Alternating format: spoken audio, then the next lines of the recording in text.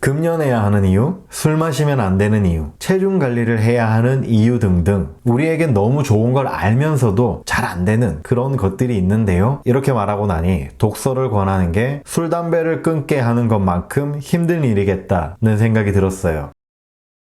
헤르만의 서재에 오신 여러분 환영합니다. 문체부에서 2021년 국민 독서 실태를 조사했어요. 이를 살펴보면 대한민국 독서 인구는 47.5%라고 해요. 대한민국 국민 평균 독서량이 4.5권 이하라는 다소 충격적인 결과가 나온 거죠. 2013년부터 꾸준히 하락하고 있다고 하는데 스마트폰의 보급률과 OTT, 유튜브의 대중화와 무관해 보이지 않네요. 출퇴근 시간, 주말 시간에 하던 독서 시간을 스마트폰 이용으로 대체했다고 볼 수 있겠죠. 그 중에서 소셜미디어 사용 시간이 많이 증가했다고 추론해 볼 수 있는데요. 바꿔 말하면 텍스트 소비량보다 영상과 사진 소비량이 증가했다는 건데요. 너무 당연한 결과죠? 자투리 시간에 재미를 추구하는 건 인간의 당연한 본성이잖아요. 그런데 저는 이상한 점을 발견했습니다. 책이 유익하다는 건 모두가 아는 사실이잖아요. 그런데 사람들은 왜 책을 멀리하게 되었을까요? 제가 생각해보니 너무 단순한 이유더라고요. 재미없으니까.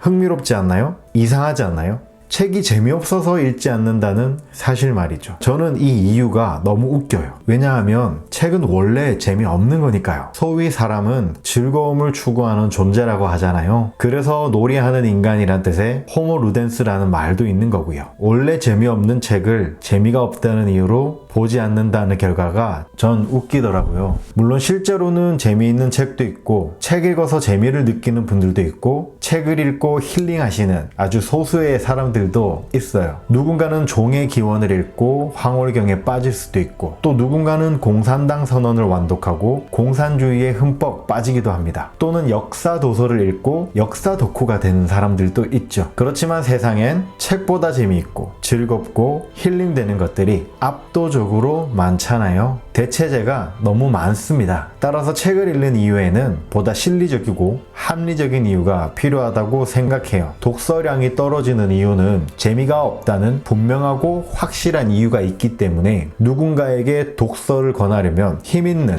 납득 가능한 동기가 필요하다는 거죠. 그런데 재미가 없어서 책을 읽지 않는데요. 누구 탓일까요? 그건 바로 책이 재미있다고 유익하다고 주장하는 일부 소수 지식인들과 일단 독서는 좋은 거라고 무조건적으로 추천하는 사람들의 잘못 아닐까요? 특히 부모님, 선생님들 말이죠. 정작 본인들도 독서와는 거리가 멀면서 자녀들에게 그리고 청년들에게 독서를 추천한단 말이죠. 아니, 추천 같은 강요를 말이죠. 그래서 싫은 거예요. 책이 싫어지는 겁니다. 이런 분들은 지능형 안티에 가까워요. 이런 사람들은 일말의 독서 의욕까지 꺾어버리는 거예요. 선무당이 사람 잡는다는 말은 이럴 때 쓰면 아주 적확할 것 같아요. 그럼에도 독서는 참 좋은 행위입니다. 정말 유익하죠. 책이 좋은 이유, 독서가 좋은 이유는 차고 넘치죠. 유튜브 영상만 찾아봐도 수십 수백 개가 나올 정도니까요. 그런데 이건 다른 것도 마찬가지더라고요. 금연해야 하는 이유, 술 마시면 안 되는 이유, 체중 관리를 해야 하는 이유 등등 우리에겐 너무 좋은 걸 알면서도 잘 안 되는 그런 것들이 있는데요. 이렇게 말하고 나니 독서를 권하는 게 술, 담배를 끊게 하는 것만큼 힘든 일이겠다는 생각이 들었어요. 독서를 하는 게 대단한 거지 독서를 하지 않는 게 비난받을 일은 아니라는 거죠. 아무리 금연 자극 영상을 봐도 다시 흡연하게 되고 정말 마음에 드는 다이어트 식단을 발견해도 저장만 해두지 막상 실제로 만드는 경우가 거의 없잖아요. 따라서 독서를 하게 만드는 것도 아주 강렬한 동기가 필요해요. 우리가 언제 가장 열심히 글을 읽었는지 한번 떠올려 보자고요. 저는 되게 쉽게 답을 찾았는데요. 바로 시험 보기 전이었습니다. 우리가 가장 책을 많이 그리고 열심히 읽을 때는 다름 아닌 시험 보기 전이에요. 시험을 잘 치르면 내가 원하는 결과를 얻기 때문인데요. 내가 원하는 자격증, 원하는 대학교, 직장 같은 거 말이죠. 그래서 요즘 독서 권유 멘트 중 가장 잘 먹히는 게 바로 부자들의 습관입니다. 수많은 자기계발서에서 절대로 빠지지 않는 내용이 바로 부자들의 습관에 관한 내용인데요. 그 중에서도 독서 습관 결코 빠지지 않죠. 빌 게이츠를 비롯해 일론 머스크, 오프라 윈프리 등등 우리가 알고 있는 대부분의 글로벌 글로벌 웰시들은 모두 독서를 한다는 거죠. 따라서 부자가 되기 위해선 반드시 해야 하는 게 독서라는 기조가 형성되었습니다.